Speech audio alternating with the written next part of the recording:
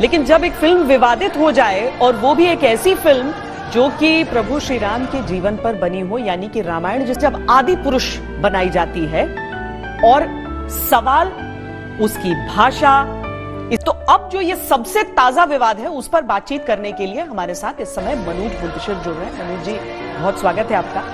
जो उस फिल्म के डायलॉग्स हैं उसकी वजह से फिल्म कटघरे में है और आप कटघरे में है। मनोज, जनता के कटघरे में खड़े होना बड़े सम्मान की बात है। सराखों पे बिठाया है। अगर आज उसके मन में कुछ प्रश्न है तो मेरा कर्तव्य बनता है कि मैं सामने आऊं और उनके प्रश्नों का उत्तर दूं। बजरंग बली की पूंछ में आग लगाते हैं इंद्रजीत, उसके बाद पूछते हैं जली ना, अब और जलेगी।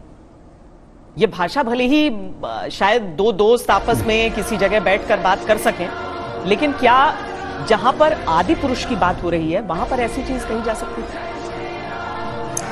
फिल्म का नाम क्या है? जैसा कि आपने अभी कहा श्वेता जी, फिल्म का नाम है आदि पुरुष।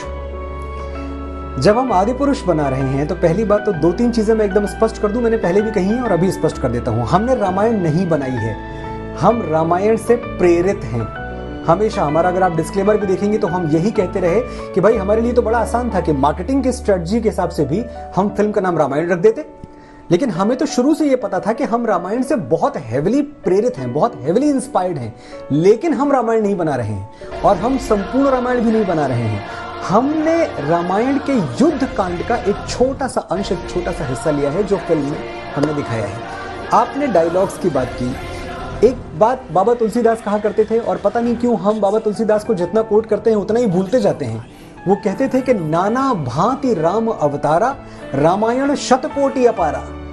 यानी राम के अवतार के अनेकों अनेक पहलू हैं और सैकड़ों तरीके से राम कथा सुनाई जा सकती है।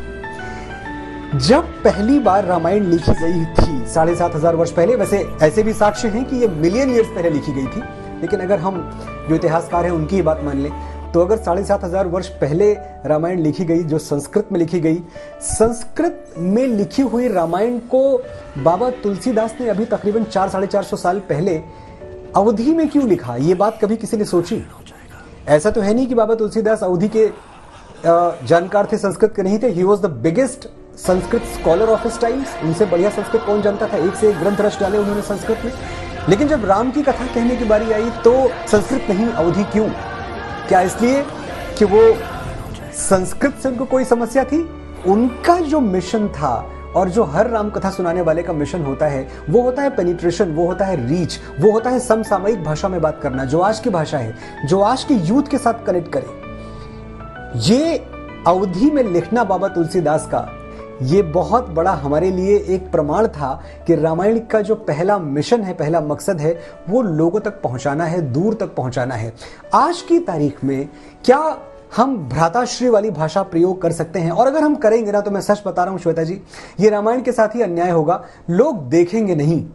जो हमारा टिकट लेके जनता देखने जाती है, जो हमारे बच्चे हैं, जो हमारा यूथ है, वो यूथ जिस भाषा से कनेक्ट नहीं करता उस भाषा का सम्मान कर सकता है लेकिन उस भाषा से जुड़ता नहीं है। तो जब हम कोलोकियल लैंग्वेज लिख रहे थे, हम जब सरल भाषा लिख रहे थे, तो सरल भाषा लिखने के पीछे हमारा लक्ष्य एक तो ये था कि बजरंग बली, जिनको हम बल, बुद्धि और विद्या का देवता मानते हैं, बजरंग बली जिनके अंदर पर्वत जैसा बल है, बजरंग बली जिनके अंदर सैकड़ों अश्वों का वेग है, वही बजरंग बली बालक समान भी हैं।